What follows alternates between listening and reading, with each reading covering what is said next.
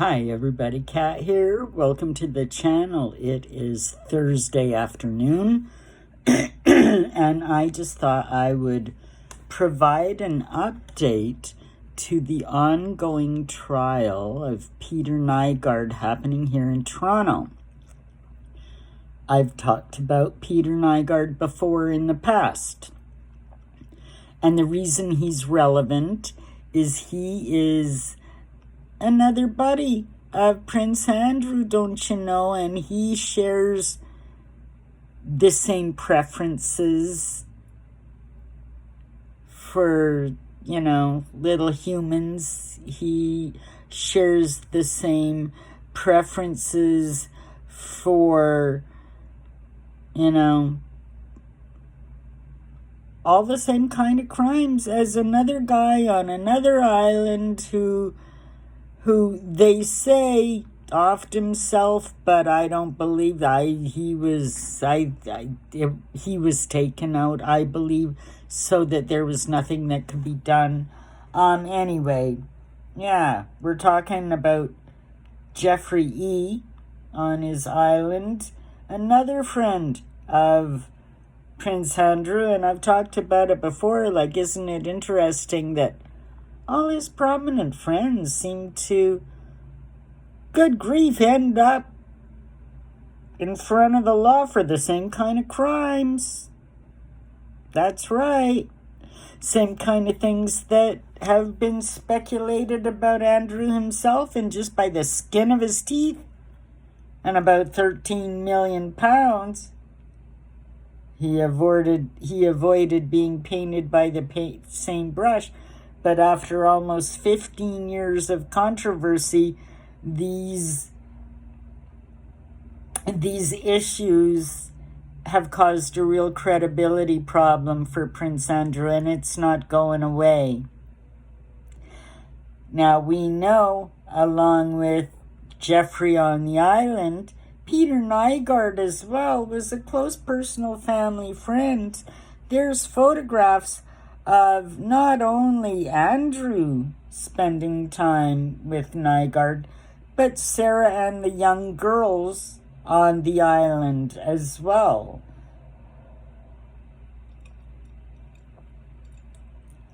And I think it was the same thing with Epstein. We know that he lent Sarah something like $75,000 or something. I've heard anywhere between 17 and 75. Either way, for someone that, Andrew described as not really a close friend at all, kind of really trying to distance.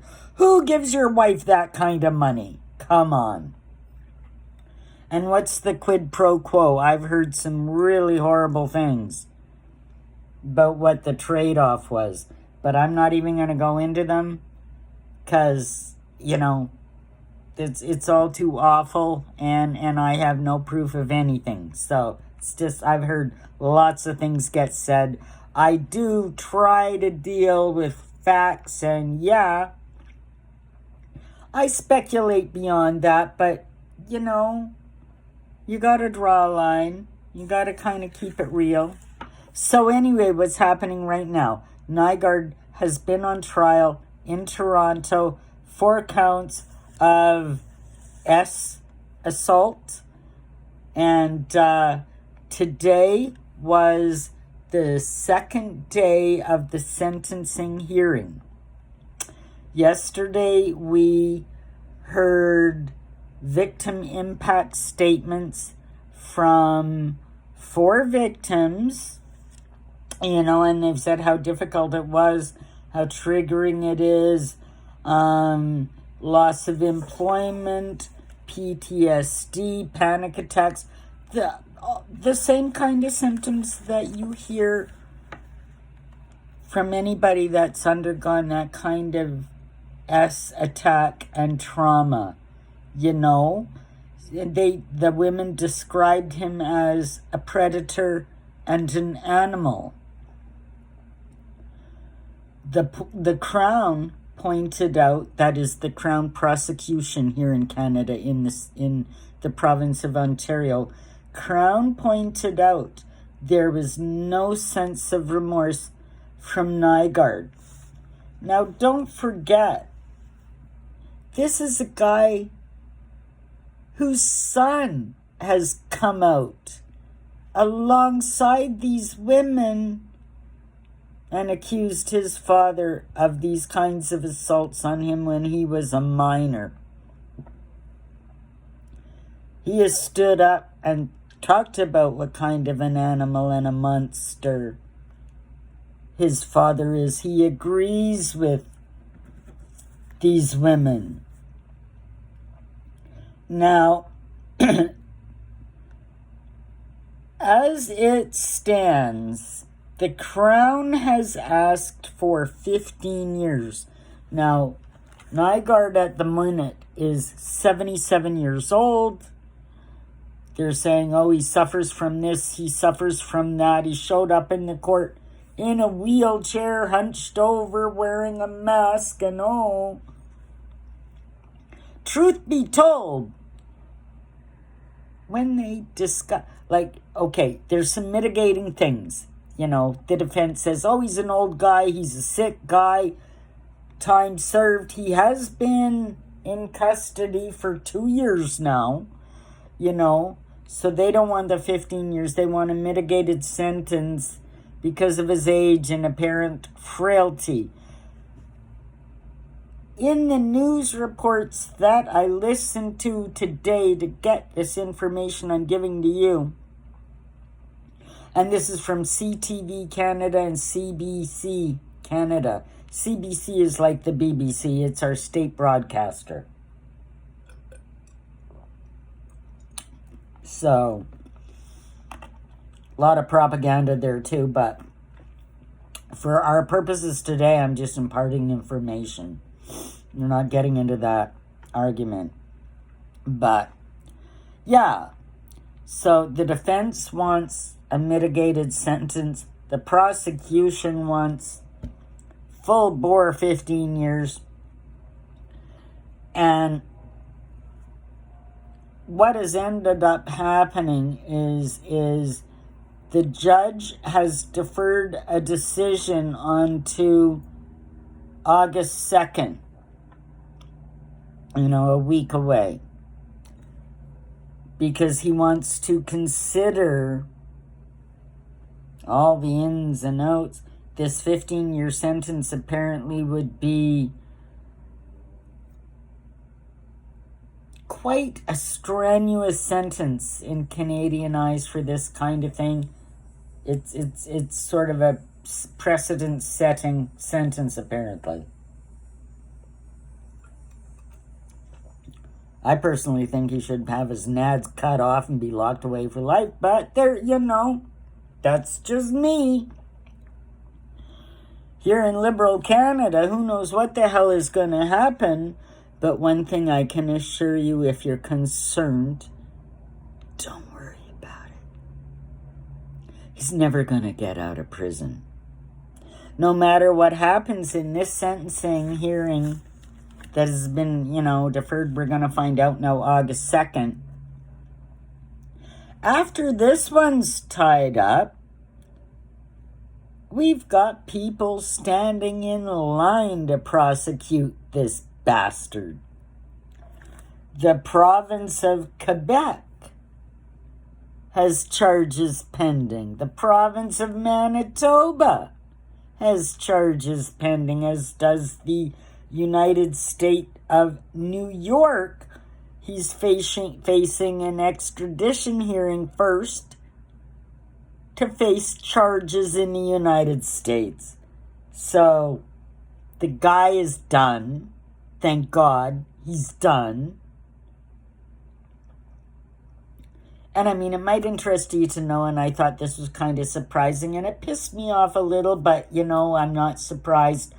When they were discussing this, and they were discussing the part, well, oh, the judge is got to consider, you know, the 2 years time served and all this.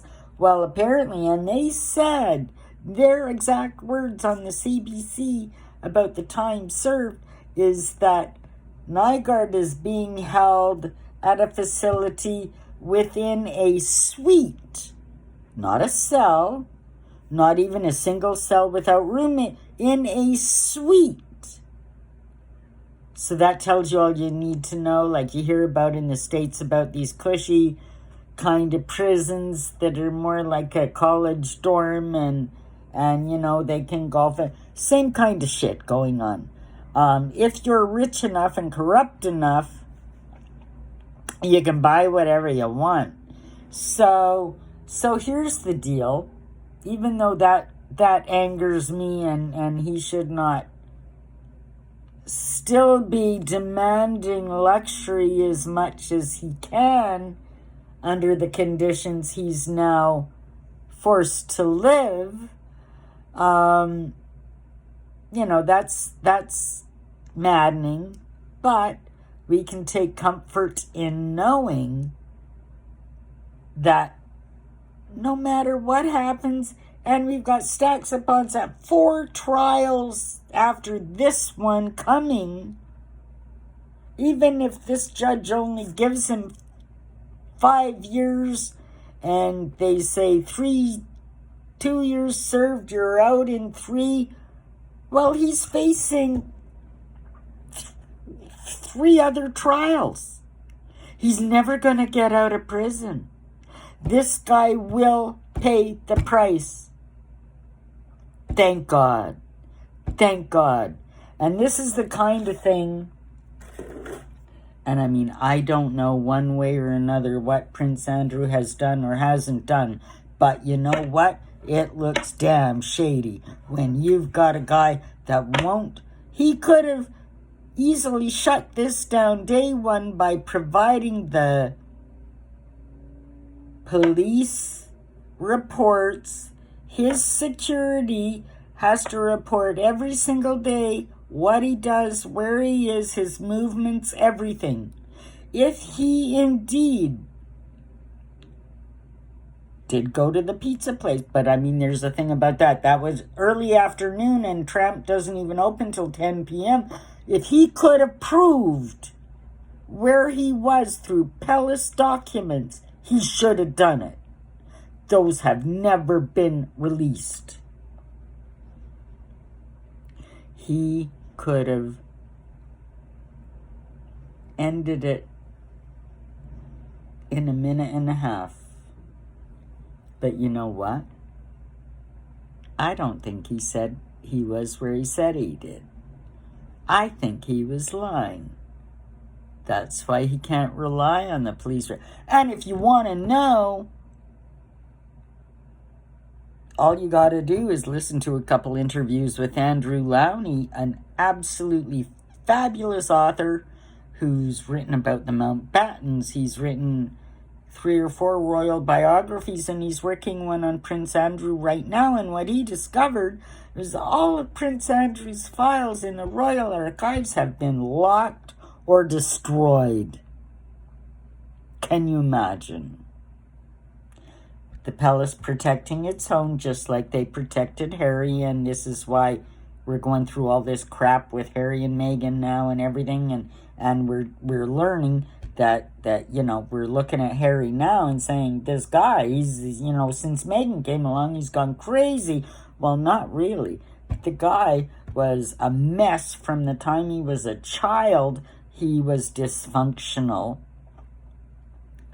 But over time, the palace carefully curated an image of whom they wanted to project as Prince Harry, and that stuck for a long time. It's falling apart now because he doesn't have the palace protection anymore. Andrew does still have the palace protection, or they wouldn't have made all those files unavailable. But, another buddy of his gone down. So I will give you an update on August 2nd and let you know what the sentence is going to be. But even if it's a short one, don't fret. Don't get triggered. Don't get upset, as awful as it is. We know he's facing 3 more trials. He's an old man. He's an old man. And it doesn't matter how cushy his cell is. He's still locked up. He's still locked away. He still can't hurt anybody. And he's never going to get out of prison. So we win. It's a win. Love y'all. Have a great day. Hope you enjoyed this content. Leave me a comment. I want to know what you're thinking about it. And if there's something that you want me to look into, let me know. Let's work on this all together and search for the truth and try to suss out what's really going on. Take care, everybody. Bye for now.